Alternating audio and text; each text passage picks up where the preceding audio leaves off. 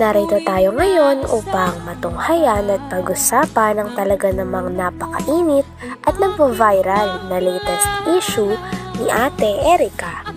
Sa pagpapatuloy nga ng ating istorya ay sinabi ni Kalingap Val na naroon siya sa bahay ni Ate Erica nang sa ganon ay linawin ang issue na nagaganap na nakakonekta din sa kung bakit hindi na natuloy ang pagpapabahay nila Kalingap Rablon kay Ate Erica. Sabi nga dito ni Kalingap Val ay meron daw palang nanira kay Kalingap Rab, kay Kuya Juni A, kaya naman binawi ang pondo at pera sa pagpapagawa ng bahay nila Ate Erica noon.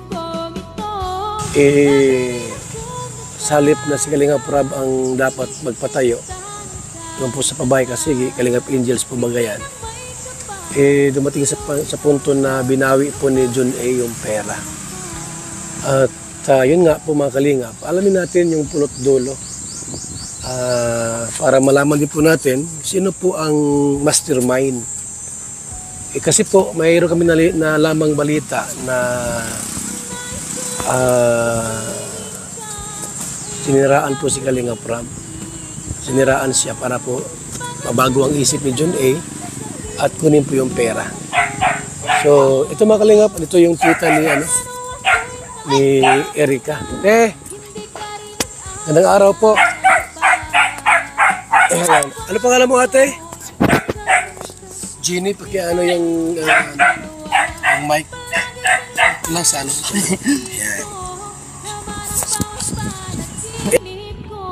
Ang tita nila Ate Erica ang in-interview ni Kalingap Val. At sa interview nga na ito ay nilabas ng tita ni Ate Erica ang kanyang saloobin daw sapagkat ang tita ni Ate Erica ang nag-post ng video kaya naman nalaman nila Kalingap Val ang issue tungkol kay Ate Erica. Pinost daw ito ng tita ni Ate Erica sapagkat gusto daw nilang linisin ang kanilang pangalan lalo na ng kanyang mga papa at mama na nagpalaki kay Ate Erica sa social media sapagkat may mga kumakalat nga daw na mga paratang sa kanila katulad na lamang ng sinasabihan sila na parang mga gutom na aso at isang pitik lamang daw sa kanila ay talagang tumba na daw sila. Kaya naman nais itong linawin at linisin ang pangalan ng tita ni Ate Erica. Meron po. May asawa. Ano ba na po lahat? Yung buhay po, ayan na 3. Ay, 2. Patangatlo pala ngayon. Nakuha namin yung video doon sa upload mo ba yun? Ano ating dahilan? Bakit ka nag-upload ng gano'n? Kaya nag-upload po ako noon kasi yung nga po mga naririnig namin, yung mga text sa social media, ano po ako, gusto ko pong mapaano po sa tao, mga nakakakilala po sa amin kasi nakakahiya naman po, baga po. Gusto ko po linisin naman na hindi totoo yung mga paratang sa amin. Ano yung mga paratang sa inyo? Yung gaya po nung sinabi po sa amin, nag-text po sa amin na kami daw ay mga gutom na aso. Sino nag-text sa inyo yan? Galing po yun sa mga grupo po ng e-lover. Tinext kayo? Oho. Ano pa yung mga Sabi pa ng lolo ni Ate Erica sa kanya ay meron itong mensahe na pinaparating kay Ate Erica. Sabi nga niya na yung ugali daw nila ay talagang hindi papalampasin ng kanilang lolo dahil para sa kanilang lolo ay panlalapastangan ito sapagkat hindi nga nila matanggap dahil sila mismo ang nagpalaki kay Ate Erica ng ilang taon. Sila din daw nagpaaral at naghatid sundo dito kahit naulan. Kaya naman daw hindi rin nila lubos maisip na talagang iiwan at pagtataksilan sila ng kanilang tinuturing na apo.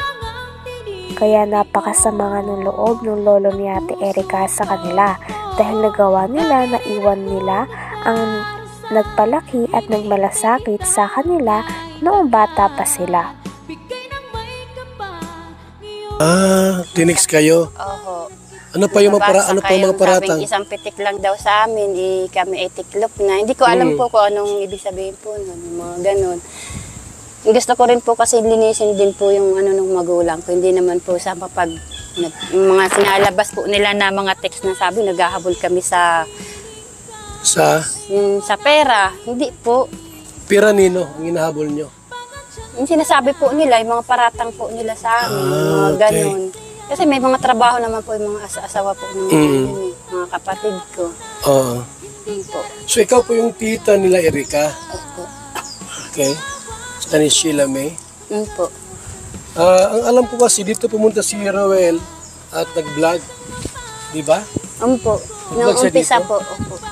Sino ang binablog ni Roel dito? Yan po, mag-asawa. Sila pa. Sila ang si Kuya, si ano. Opo. Nakasapin naman natin sandali. Grabe na nga ang mga paratang at mga tinetext ng ibang tao, pati na rin nila Ate Erika sa kanyang pamilya sapagkat ang kanyang pamilya ay nakaka-receive nga ng mga text na parang uhaw na uhaw daw sila sa pera, mga gutom na aso, kaya naman sobrang sakit nito para marinig ng tita ni Ate Erika galing sa kanya o galing sa grupo na tumutulong sa kanya. Kaya naman narito din ang tita ni Ate Erika nang sa ganon ay mabigyang linaw na hindi totoo ang mga iyon. Sapagkat paliwanag din ito na may trabaho naman ang kanyang mga kapatid pati na rin ang kanyang asawa kaya hindi naman sila naghahabol sa pera tulad ng kumakalat sa social media. Kaya naman nandun din ang tita ni Ate Erika upang ilahad din ng mga tunay na nangyari sa likod ng Na text po sa amin na kami daw ay mga gutom na aso. Sino nagtitik sa'yo niyan? Galing po yun sa mga grupo po ng e-lover. Tinext kayo? Oho. Ano pa yung mga paratang? Sabing isang pitik lang daw sa amin, kami ay tiklop na. Hindi ko alam po kung anong ibig sabihin po nun, yung mga ganun. Gusto ko rin po kasi linisin din po yung ano ng magulang ko. Hindi naman po sa yung mga sinalabas po nila na mga text na sabi, naghahabol kami sa pera. Hindi po. Pira nino ang hinahabol nyo? Yung sinasabi po nila, yung mga paratang po nila sa amin, yung mga ganun.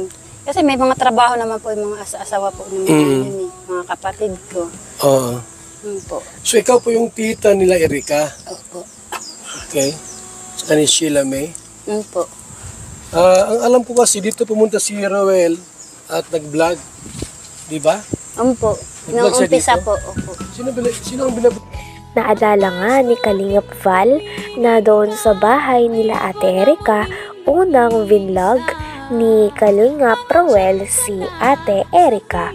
Kaya naman nagtuloy-tuloy na rin ito at na-discover nga din ni Kalingap Rab si Ate Erika at siya na mismo ang nagnais na tumulong at magpabahay sa dalaga.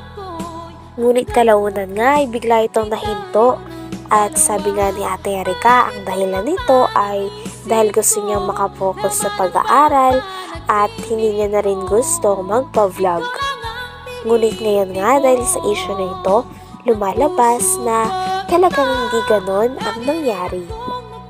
At nag-result nga ito ng hindwaan kay Ate Erika at sa kanyang pamilya. Kaya naman sobrang nagagalit at talaga namang nagtatampo ang lolo at lola ni Ate Erika sa kanya sapagkat iniwan niya ang mga ito noong natulungan siya ng isang negosyante na nagngangalan na June A. At tinawag pa nga ni Ate Erika ang kanyang pamilya lalo na ang kanyang lolo at lola na mukha daw pera. Kaya naman hindi ito matatanggap ng kanyang lolo dahil ang kanyang lolo at lola mismo ang nagpalaki sa kanya. Kaya naman talagang sobrang hindi ito katanggap-tanggap sa side ng lola at lolo niya na masabihan ng ganong bagay pagkatapos silang palakihin si Ate Erika at paaralin.